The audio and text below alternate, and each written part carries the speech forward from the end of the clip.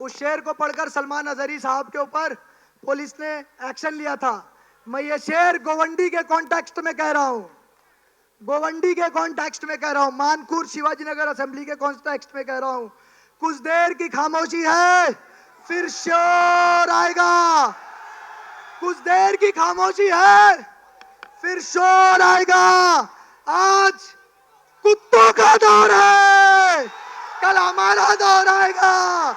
जज़ाकल्लाहु खैरा, अस्सलाम वालेकुम, अल्लाह हाफिज।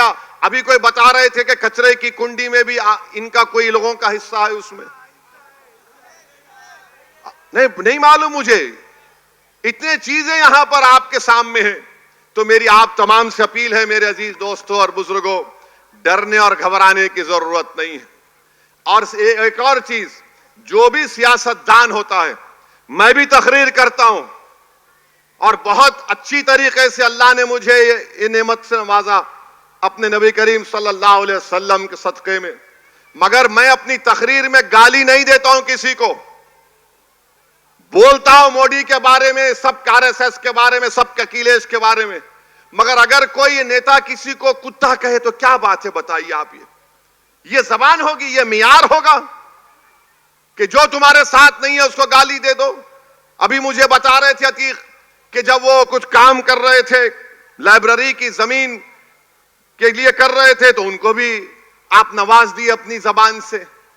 अरे भाई, तुम इतने गुरूर में क्यों हो? ऐसे 56 असदुद्दीन ओवैसी आके इस दुनिया से चले जाएंगे और आवाम की खिदमत करेंगे। मगर ये हमारे लिए एक एहसास है कि आवाम हमको कामयाब करती है। अगर कोई समझ रहा है कि मैं हूं तो तुम्हारा फायदा नहीं, मेरे भाई। इज्तिमाइयत को हमेशा सामने रखो, इनफरादियत को मत रखो। चौथी बात, समाजवादी पार्टी, उत्तर प्रदेश में अखिलेश यादव मुख्यमंत्री थे। मुजफ्फरनगर का फसाद हुआ 2013 में। मैं गया था मुजफ्फरनगर को। वहां पर जाकर मैंने मरहूम ज़फ़रयाब जिलानी साहब, अल्लाह उनकी मग़फ़रत करे, उनके एक साथी के साथ मुजफ्फरनगर के उन कैंपों में मैं गया था जहां पर लोग 6-6 महीने कैंपों में थे। कौन था मुख्यमंत्री? अखिलेश यादव था, जो मौजूदा विधायक के लीडर हैं। आपको मालूम, उन कैंपों में जाकर मैंने रिलीफ का काम किया था। और आपको अंदाजा नहीं है नौजवानों को, 2013 में जितने 25, 26, 28 साल के नौजवान हैं उनको बता रहा हूं, उस फसाद में 50,000 लोग बेघर हो गए थे। 50,000, 100 से ज्यादा मुस्लिम महिलाओं का रेप हुआ था, जिसमें से 15 मुस्लिम महिलाओं ने कोर्ट में जाकर बयान दिया था, जिसमें से शायद आज भी लड़ रही हैं वो केस। मैं उन महिलाओं से मिला जिनका रेप हुआ था। मैं पूछना चाह रहा हूं, जब मुख्यमंत्री तुम्हारा था समाजवादी का और तुम मुख्यमंत्री हो, 50,000 लोग मुजफ्फरनगर के कांड में बेघर हो गए। और आज मुजफ्फरनगर से कोई आकर यह बोलेगा कि इनको वोट दो, पहले तुम अपने गिरबान में झांक कर देखो कि मुजफ्फरनगर के फसादात में महिलाओं का रेप जब हो रहा था, खेतों में ले जाकर भगा भगा कर उनकी अस्मत लूटी जा रही थी, कहां थे मुजफ्फरनगर के कायदीन? जब कहां थे अखिलेश यादव? कोई नहीं था। मैं गया वहां पर उन कैंपों में जाकर, मेरे ख्याल से उस लड़के का नाम शहबाज था जो मुझे लेकर गया था। मैंने उनको कैंपों में जाकर खाने का इंतजाम करवाया, उनको जो भी हम इमदाद कर सकते थे उस वक्त किए। मगर यह बोलना कि समाजवादी पार्टी बड़ी वो है, फुला है, अरे 50,000 आजादी के बाद इतने ज्यादा लोग एक इलाके से नहीं हटाए गए थे जो अखिलेश यादव के दौर में हुआ। और अखिलेश यादव को बोलते भैया आ गए, भैया अगर काय का भैया ये, और नारे लगाते भैया पे जवानी कुर्बान, कहीं की जवानी कुर्बान, हमारी औरतें कुर्बान हो गई, घरों बार लुट गया।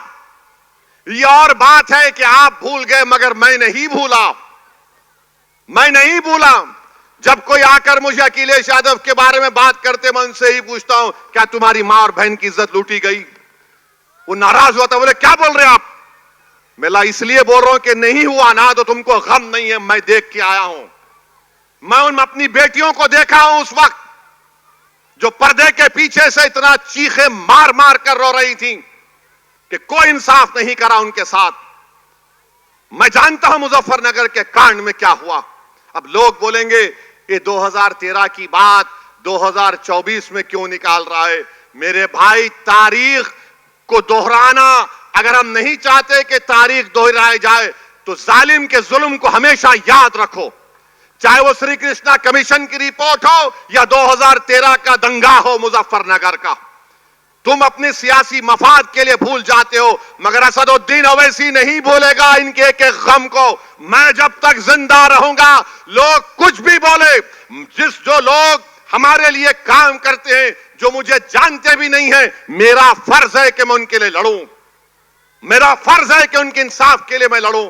तो मेरे अजीज दोस्तों और बुजुर्गों, हमारी आपसे अपील है कि 20 तारीख के दिन आप वोट दीजिए, मजलिस को कामयाब करिए और एक नौजवान को मौका दीजिए। कब तक आप अंकल को साथ देंगे? अंकल को आराम करने दीजिए। Take him, give him some rest please. अब उनको भी तस्बीह हाथ में लेके अल्लाह अल्लाह करने दीजिए। अतीक है, अतीक दौड़ेगा। आपको 15 साल का मौका आप दिए, मेरी आपसे अपील है कि आप अतीक को 10 साल का मौका दीजिए।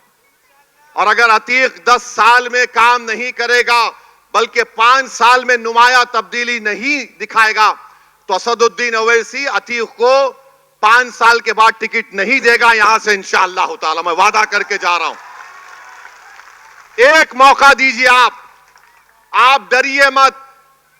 एक बात याद रखिए, 15 और 17 तारीख के दरमियान में हजरत इबलीस के एजेंट आएंगे,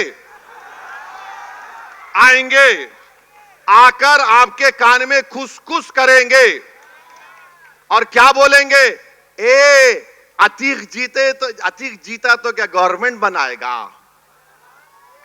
अतीक जीतेगा तो क्या मंत्री बनेगा, अतीक जीतेगा तो क्या करेगा।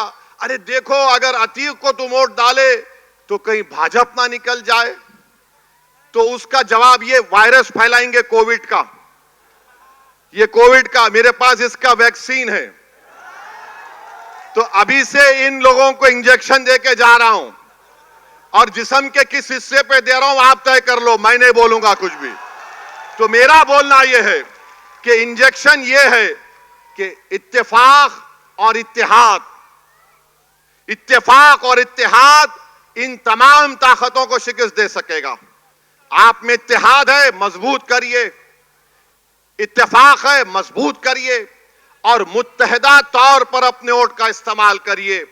डरने और घबराने की जरूरत नहीं है। लोग बोलेंगे अरे एक अतीक जीत जाएगा, मजलिस के 4-5 3-4 जीत गए इंशाल्लाह तो क्या करेंगे। तो याद रखो, आप असदुद्दीन ओवैसी एक पार्लियामेंट में अल्लाह के करम से रहमतुल आलमीन कमली वाले के सदक़े में 540 पर भारी पड़ता है कदमी। तो तादाद, अगर सुनो, अगर कोई बोलेगा तादाद नहीं है तो फिर करबला में क्या तादाद थी, बदर में क्या तादाद थी। जज्बा था मर मिटने का, एक बेलौस मोहब्बत थी कमली वाले के साथ और उसके ऊपर तवक्कल था कि अब तेरे सामने सर झुका दिया, अब तेरा काम है कि तो इस सर को अपने हमारे जिस्म पर बरकरार रखे या इस सर को जुदा कर दे। मगर जब हम अपना दिल दे चुके, जब हमारी सोच पूरी हो चुकी है, तो मेरी आपसे गुजारिश है कि आप डरने और घबराने की जरूरत नहीं है। ये लोग आकर आपको कंफ्यूज करेंगे, अरे नहीं बाबा ऐसा सोचो, ये गलत है, एक मौका दे दो उनको, फिर एक और ड्रामा होगा। ये मेरा आखिरी इलेक्शन है, इसके बाद मैं नहीं आऊंगा। ये भी डायलॉग मारेंगे क्योंकि हम लोग उसी जगह, उसी कबीले के ना हम लोग, हमको सब समझ में आता। मगर इन तमाम चीजों पर आप नोटिस मत लीजिए। आपकी जिम्मेदारी है कि जो तकालीफ इस विधानसभा में है उसको दूर किया जाए। जो उम्मीदें आप वाबस्ता करके रखे एक आमदार से उसको पूरा हो जाए। जो जुल्म का एक माहौल यहां पर बना हुआ है उसका खात्मा हो। जो लोग ड्रग्स का इस्तेमाल या बेच रहे हैं उनको भी एक पैगाम जाना चाहिए कि तुम हमारी नस्लों को बर्बाद नहीं कर सकते।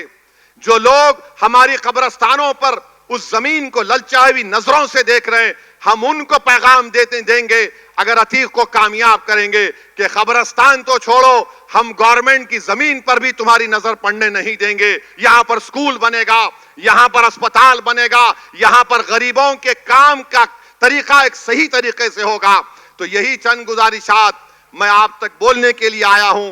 मैं माजरत चाहता हूं, मैं और ज्यादा बोलना चाहता था मगर यहां से मुझे भिवंडी वेस्ट को जाना है वारिस पठान के लिए। तो मेरी आपसे गुजारिश भी है कि आप कसरत से दुआ करिए मजलिस इत्तेहादुल मुस्लिमीन के उम्मीदवारों के कामयाबी के लिए। आप कसरत से दुआ करिए कि एक नौजवान खड़ा हुआ है, एक नौजवान बहादुरी और बेबाकी के साथ एक 15 साल के एमएलए के खिलाफ खड़ा हुआ है। एक नौजवान शिंदे और फडणवीस की हुकूमत के खिलाफ खड़ा हुआ है। इस यहां की जनता के इंसाफ के लिए मुझे पूरा यकीन है कि हमारी मां और बहनें अपने दुआओं से उस नौजवान को नवाजेंगी। मुझे पूरा यकीन है कि यहां के बुजुर्ग इस नौजवान की सरपरस्ती करेंगे। मुझे पूरा यकीन है कि यहां के गयूर नौजवान अतीक से खंदा मिलाकर इंशाअल्लाह ताला 20 तारीख को उसको अपना नया विधायक बनाएगी और 23 तारीख के दिन अतीक को दूल्हा बनाकर इंशाअल्लाह ताला पूरे गवंडी में उसको फिराएगी। बहुत बहुत शुक्रिया। मेरी आपसे गुजारिश है कि पतंग के निशान पर बटन दबाइए, अपने इत्तेहाद का सबूत दीजिए और मेरे साथ नारा लगाइए, नारे तकबीर, नारे तकबीर, पतंग को। अस्सलाम वालेकुम व रहमतुल्लाहि व बरकातुहू।